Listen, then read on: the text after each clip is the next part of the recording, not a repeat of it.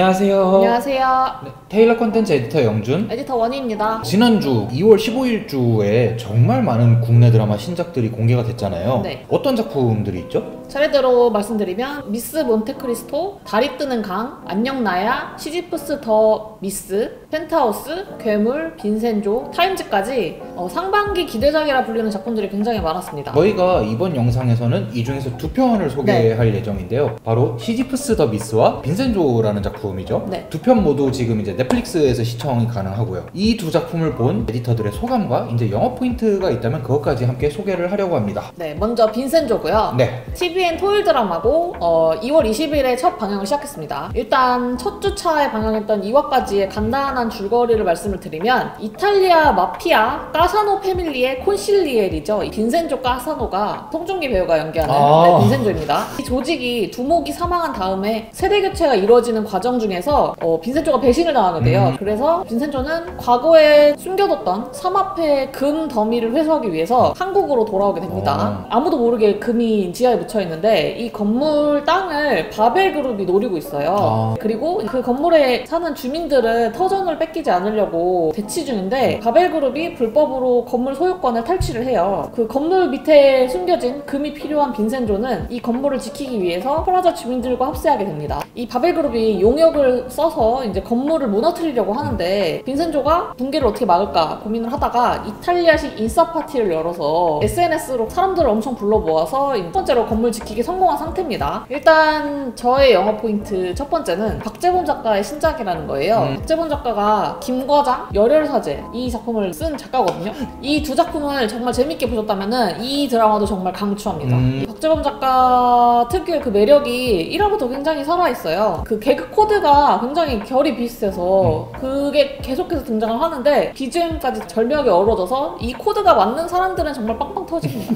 그게 저예요. 그리고 여기 나오는 캐릭터들 하나하나가 굉장히 매력적인데 주인공 포커페이스인 빈센조하고 코믹하면서도 톡톡 튀는 매력을 선보이는 독종 변호사 홍차영의 성격이 정반대인 것 같으면서도 이 두 사람이 굉장히 잘 어우러지고 금가프라자에 거주하는 사람들이 평범한 것처럼 이렇게 보이는데 그 와중에도 각자의 개성이 굉장히 살아있어요. 그리고 저는 이 인물들 중에서도 가장 기대되는 인물이 겉모습은 굉장히 수수한데 그 모습과는 반대로 냉철하고 날카로운 처리 방식을 보여주는 검사 최명희 이 캐릭터가 굉장히 기대가 되더라고요. 김여진 배우가 이제 연기를 하셨고요. 네, 아직 많이 나오진 않았는데 그렇죠. 빈센조네하고 굉장히 격돌을 할 것 같아요. 어떤 방식으로든. 또 김과장이랑 열혈사제에서 볼 수 있었던 인물 구도가 여기서도 조금씩 보여요. 일단 김과장에서 주인공 김과장처럼 이제 빈센조가 선역이 아니에요. 처음에는 그냥 자기 욕망을 실현하기 위해서 얼떨결에 남을 돕는 일에 이제 뛰어들게 되는 거죠. 열혈사제에서 박경선 캐릭터처럼 홍차영이 이 바벨그룹의 전담 로펌인 우상에서 탑티어인 변호사로 등장을 하거든요. 굉장히 능력이 좋죠. 네, 정의보다는 실리와 성공을 쫓는 모습들을 먼저 보여주는데 홍차영 역시 금가프라자 사람들을 돕기 위해서 이렇게 나서면서 그런 모습을 보여주지 않을까 지금 예측이 됩니다. 그리고 두 번째 매력은 비주얼이에요. 저는 영상미가 아주 때깔이 좋아가지고 깜짝 놀랐어요. 특히 이제 1편이 조금 두드러졌던 게 1편에서는 빈센조가 이탈리아에서 배신당하고 한국으로 오게 된 그 계기를 보여주는 장면이기 때문에 이탈리아의 전경을 보여주거든요. 그렇죠. 초반에는 마피아 느와르처럼 개그톤 거의 없이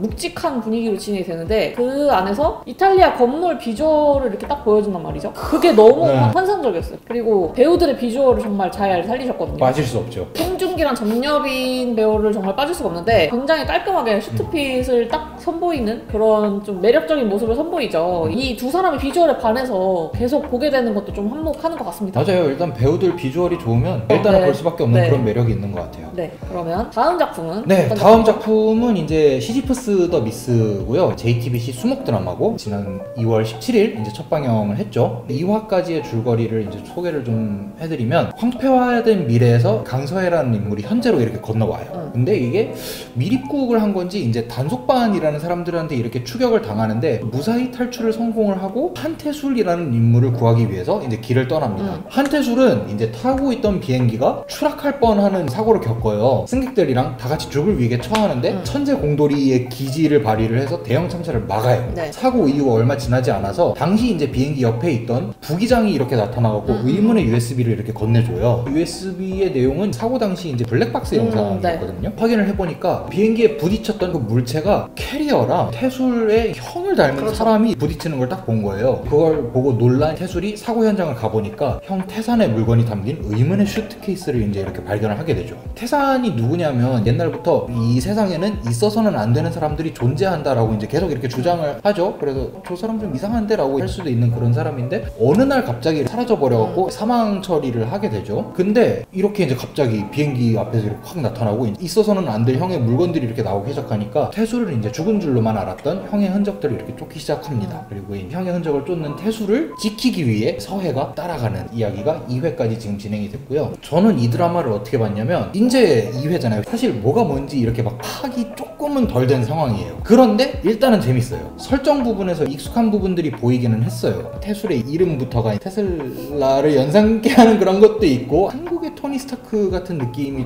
좀 많이 들었던 것 같아요. 그리고 이제 매트릭스 같은 작품들이 떠오르는 순간들도 있었는데 솔직히 보면서 좀 뭐 비슷하면 어때 싶은 그런 게 있었어요. 그만큼 재미도 있었고 일단 다음 이야기가 궁금해지는 건 좀 확실했던 것 같아요. 신화에 나오는 그 인물이죠. 시지프스에서 그렇죠. 이제 제목을 따왔을 텐데 그 시지프스의 전설을 이 드라마에 어떻게 좀 녹여낼지도 좀 궁금하더라고요. 네. 자, 그러면 인상적이었던 부분. 네. 첫 번째, 조승우와 이제 박신혜 배우가 이제 저는 가장 눈에 띄었는데 사실 이 두 사람의 팬인 사람들은 배우가 나온다는 것만으로도 이 작품을 보지 않을까 싶어요. 왜냐면 믿고 보는 배우들이라고 불릴 정도로 연기력들이 굉장히 좋으시잖아요. 조승우 같은 경우에는 이제 천재 공돌이에다가 이제 뭐 능글맞음 이런 이미지도 굉장히 잘 살리면서 트라우마를 지니고 있는 한태술의 모습을 굉장히 맛깔나게 잘 살렸고 박신혜 같은 경우에도 이제 겉으로는 굉장히 강인하고 뭐 생존 본능 뛰어나고 작중 설명을 보면 뭐 최강 전사 이런 식으로 묘사를 하더라고요. 그러면서도 이제 의외의 허당미를 보여주는 강서의 캐릭터를 굉장히 잘 살렸어요. 박신혜 같은 경우에는 살아있다 때부터 액션을 보여주기 시작했는데 그렇죠. 이번 작품에서도 액션이 굉장히 많이 나와서 저는 참 좋더라고요. 더 많이 해줬으면 좋겠고 개인적인 사심으로 둘뿐만이 아니라 이제 태인호, 허준석, 정혜인, 태원석 등 주변 캐릭터들을 연기한 배우들도 연기력이 워낙에 안정적이어서 연기력에 대한 논란 같은 거는 절대 없을 것 같더라고요. 두 번째, 전개가 굉장히 속도감이 넘칩니다. 1회부터 시작을 해갖고 그 기차역에서 벌어지는 네네. 추격전, 비행기 추락신, 뭐 도심 총격전까지 아주 뭐 하나가 끝나면 또 바로 하나가 터지고 쉴 새 없이 전개가 몰아치는 듯한 그런 느낌을 받았는데요. 그렇다고 너무 뭐 와장창 이렇게 쏟아붓기만 하면 또 보는 입장에서 좀 피로감이 느낄 수도 있잖아요. 그때마다 이 적재적소에 가볍게 분위기 전환하는 지점들이 있어서 템포 조절이 참 좋았던 것 같아요. 유머 섞인 장면들 있잖아요.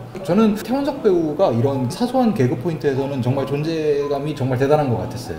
인상적이었던 부분 아직 2회까지밖에 안 됐기 때문에 한 이 정도가 있는데 2회까지밖에 안 됐음에도 불구하고 이건 좀 고쳤으면 좋겠다 하는 부분이 있었어요. 네. 도심 한복판에서 총싸움 막 이렇게 나오고 있는데 뭐 사람들 한 명도 안 나온다든지 단속 고개들이 총 한 발도 못 맞추는 이건 좀 충격적이었어요. 아 그래요? 네. 거슬릴 수는 있어요. 보기 좀 불편할 수 있는데 사실 뭐 스타워즈에서 제가 딱 보면서 이 생각을 딱 보면서 얘네가 스턴트로퍼가 왜 그러니까요. 한 발도 못 맞추지? 네. 그냥 저는 그러려니 하면서 넘어갔는데 대사가 굉장히 신경이 거슬리는 대사들이 좀 많았어요. 미투를 굉장히 협박용으로 쓴다든지 그 정신과 약을 이제 태술이 복용을 하는데 알고 보니 약쟁이다라고 그런 식으로 이제 비하를 한다든지 3화 예고편에서는 태술이 서해한테 막 나랑 원나잇 했던 사람이었네 막 약간 그런 식으로 얘기하는 부분들이 있잖아요. 사실 굳이 안 쳐도 되는 대사들이란 맞아요. 말이죠. 굳이 이거를 넣어갖고 만들지 않아도 될 문제를 만들 필요가 있나라고 생각이 들었는데 아니나 다를까 이게 바로 그렇죠. 지적이 바로 논란이 됐었죠. 사전 제작 드라마라서 재촬영을 한다든지 그런 건 사실 어렵겠지만 하다못해 이제 방영 전에 이런 걸 좀 꼼꼼히 편집. 체크를 해갖고 편집이라도 조금 했으면 좋겠다라는 생각이 들었어요. 이렇게 저희가 두 편을 소개해드렸는데 네. 여러분들은 어떤 드라마가 좀 끌리시는지 궁금하고요. 네. 저희의 영어 포인트가